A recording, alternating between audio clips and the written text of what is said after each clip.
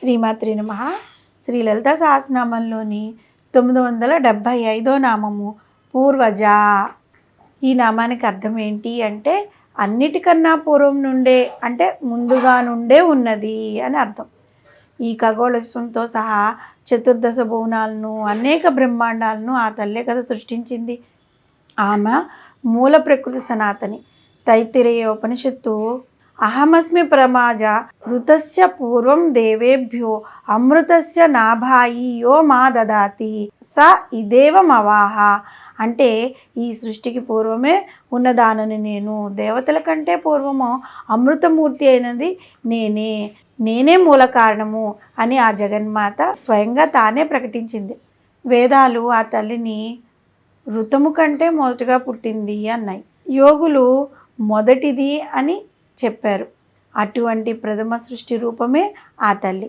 జగత్ సృష్టికి అవసరమైన చతుర్వింశతి అంటే 24 తత్వములైన పంచకర్మేంద్రియములైన చేతులు, కాళ్ళు, నోరు, గుదము, ఉపస్థ, పంచజ్ఞానేంద్రియాలైన కన్నులు, చెవులు, ముక్కు, నాలుక, చర్మము, విషయ పంచకమైన చూపు, వాసన, శబ్దము, రుచి, స్పర్శ, పంచభూతములైన భూమి, ఆకాశము, గాలి, నీరు, నిప్పు, అంతఃకరణ చతుష్టయమైన మనసు, బుద్ధి, చిత్తము, అహంకారము, వీటన్నిటికంటే కూడా ముందు నుండి ఉన్న మూల ప్రకృతి కనుక పరమేశ్వరి పూర్వజ అనే నామంతో వ్యవహరింపబడింది.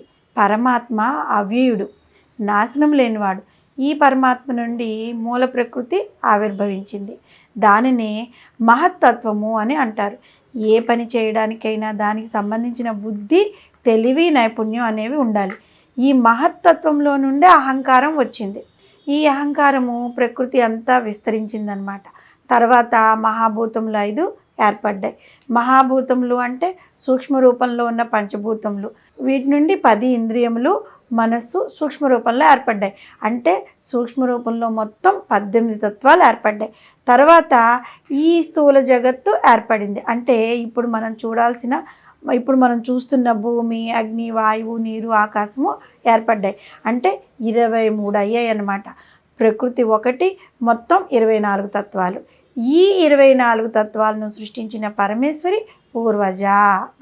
మనకి నిద్రలో ఉన్నప్పుడు, మెలకువ రానప్పుడు కూడా మనలో ఆత్మరూపంగా ప్రకాశిస్తూ ఉంటుంది కదా.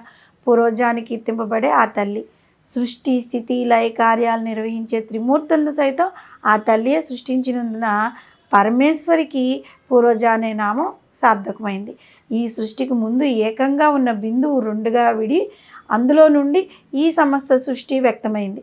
ఇక శ్రీచక్ర ఆరాధనను గనక మనం గమనించినట్లయితే ముందుగా 3 సమాంతర రేఖలతో కూడుకుని ఉన్న చతురస్రాకారము ఉన్న త్రైలోక్య మోహన చక్రాన్ని, 16 రేకులు గల వృత్తము అయిన సర్వాసా పరిపూరక చక్రాన్ని, 8 రేకులు గల వృత్తము అయిన సర్వ సంక్షోభన చక్రాన్ని, 14 చిన్న త్రిభుజాలు కలిగిన సర్వ సౌభాగ్యదాయక చక్రాన్ని, 10 చిన్న త్రిభుజాలు కలిగిన సర్వ రక్షాకర చక్రాన్ని, 8 చిన్న త్రిభుజాలు కలిగిన సర్వరోగహర చక్రాన్ని, మధ్యనున్న ఒక చిన్న త్రిభుజంలోని సర్వసిద్ధప్రద చక్రాన్ని, చివరిగా సర్వానందమయ చక్రంలోని బిందువును పూజిస్తాం.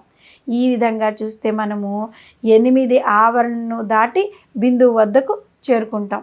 కానీ శ్రీచక్ర నిర్మాణంలో అన్నిటికంటే పూర్వము బిందువే ఉంది. దాని నుండే ఈ మిగిలిన 8 ఆవరణలు ఆవిర్భవించాయి. కాబట్టే వసన్యాది వాగ్దేవతల అమ్మవారిని పూర్వజ అనే నామంతో కీర్తించారు. ఆ విధంగా సృష్టికి పూర్వమే ఉండి ఖగోళ విశ్వంతో కూడిన ఈ సమస్త విశ్వమును, ఆ విశ్వమును తన ఆజ్ఞానువర్తులై పరిపాలించడానికి ఈ సమస్త దేవతాగణాన్ని సృష్టించిన శ్రీమాత మనల్ని ఎప్పుడూ కరుణిస్తూ ఉంటుంది. ఆ తల్లి యొక్క కరుణా కటాక్షాలు మనపై ఎల్లప్పుడూ ఉంటాయి.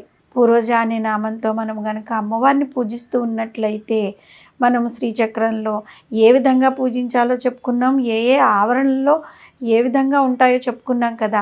అదేవిధంగా మనసు పెట్టి మన శరీరంలో కూడా అమ్మవారు ఉందనే భావంతో మనస్ఫూర్తిగా భక్తి శ్రద్ధలతో మనం గనక అమ్మవారి నామాన్ని తలిస్తే ఆ తల్లి పూర్వజ అయిన ఆ తల్లి మనల్ని ఎప్పుడూ కరుణిస్తూ ఉంటుంది, కటాక్షిస్తూ ఉంటుంది. శ్రీమాత్రే నమః.